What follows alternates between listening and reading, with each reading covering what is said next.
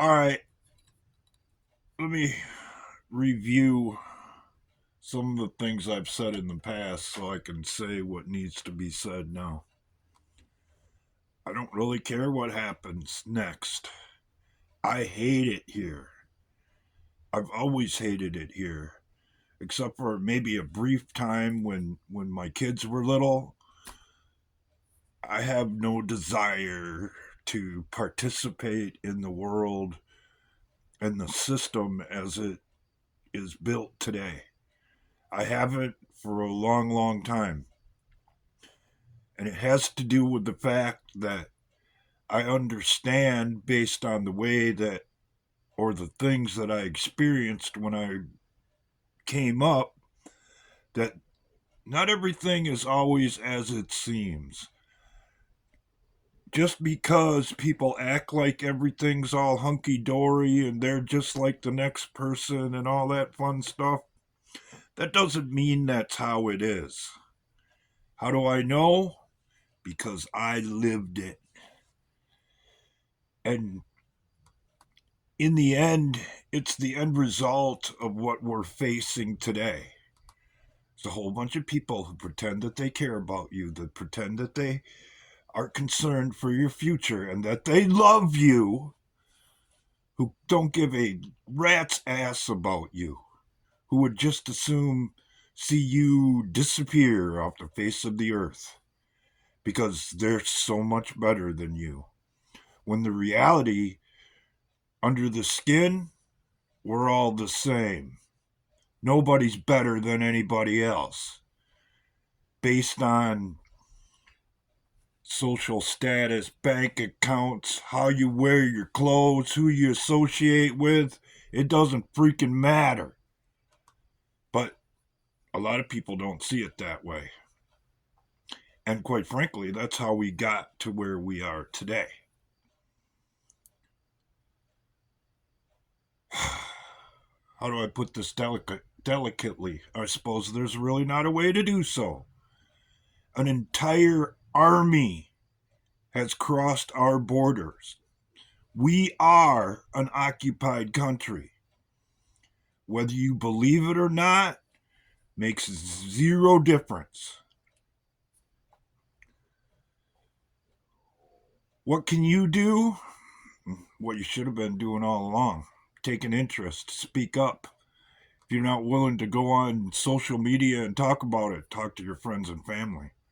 Because in the end, those are the people that are going to end up relying on you, and you are going to have to rely on them. Unless you happen to be lucky enough to be somebody like me who has been eking out survival on a day to day basis and has already lived that style of life, which I know for a fact most of you are not ready to do. Not that you're not capable of, but when the time comes, it's a lot like living in extreme cold weather. One mistake, one little tiny mistake can cost you everything, and those around you everything. That's why I have said and will continue to say, as long as I keep making videos, which is probably going to be for a very short time, because quite frankly, given the difficulties I've had with this platform and trying to get my thoughts and opinions out into the world, I've lost interest. It really doesn't matter to me anymore. I'm capable of saving myself, and I'm capable of saving those who happen to be around me at the time. I know that. The sad reality of it is, most people who are even onto it don't have the proper training, don't have the proper mindset, don't understand what tactics and reconnaissance is and stuff like that. No less understand how to set up and defend a perimeter in a world that could very quickly become our reality. You better do something, because in the end, What do you think they're buying all them guns for and ammunition during the Obama administration that nobody wants to talk about? Where do you think that is for? What do you think Obama's association with the founder of a domestic terrorist group, Bill Ayers, has to do with it? And when the time comes, how are you going to respond? You going to just roll over and say, "Oh, don't hurt me, I'll do whatever you want"? Or are you going to take action and do what needs to be done?